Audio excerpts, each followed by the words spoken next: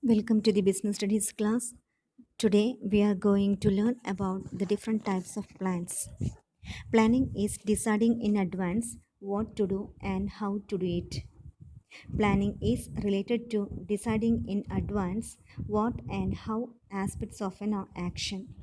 What involves the kind of action to be undertaken and how involves the types of measures to be undertaken to complete the action.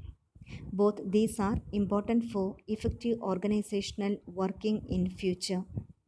Thus, planning aims at bridging the gap between present state of affairs, that is, where we are at present, and desired state of affairs in future, that is, where we want to go in future, by achieving the objectives.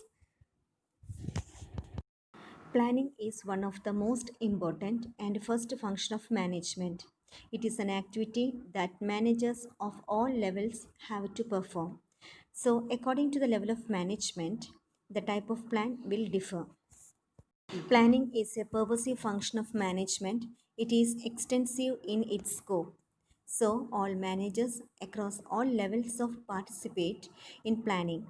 However, the plans made by the top level management will differ from what they seek to achieve and what methods will be used to achieve them.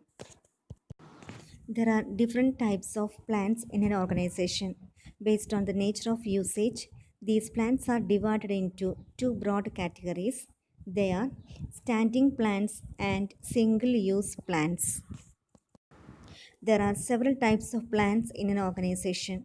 Based on the nature of usage, these plans are divided into two broad categories. They are standing plans and single use plans. Standing plans are those plans which provide guidelines for further course of action and are used for a long period of time.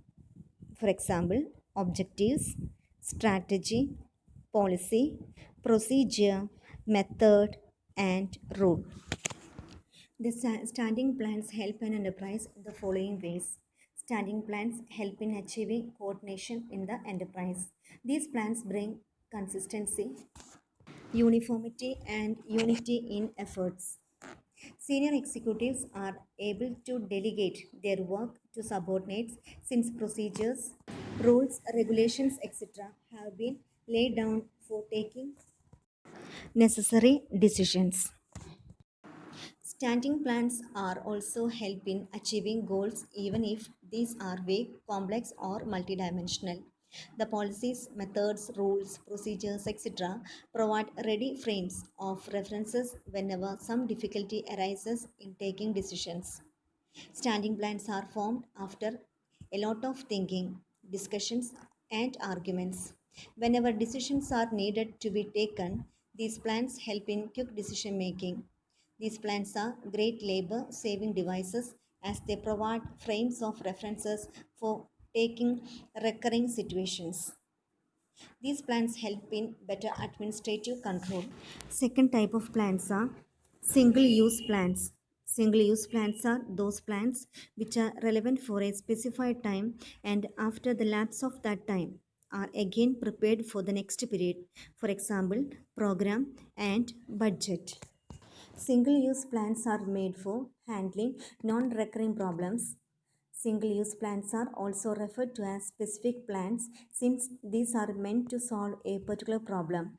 These plans are formulated to handle non repetitive and unique problem. These plans cannot be used again and again. These become obsolete after achieving their purpose. The examples of these plans are projects, budgets, and programs. The basic difference between single use plans and standing plans is that single use plans are relevant only for a specified period for which these are formulated, while standing plans continue to providing guidelines for actions without any specific time limit. Because of this nature of two categories of plans, single use plans are formulated in the context of guidelines provided by the standing plans. All these plans are arranged in a hierarchy. The important types of plans are objective, strategy, policy, procedure, method, rule, program, and budget. Now we are going to study the first type of plan, that is objective. It comes under standing plans. Objective is the end which an organization seeks to achieve by its operations. In a management literature, two terms, objective and goal, are used to denote the end results differently. In US literature, goal is used to denote long term end results, while objective is used to denote short term end results. Objective is a type of plan because it provides guidelines to employees about what they are expected to do. The features of objective are: there may be multiple objectives in an organization.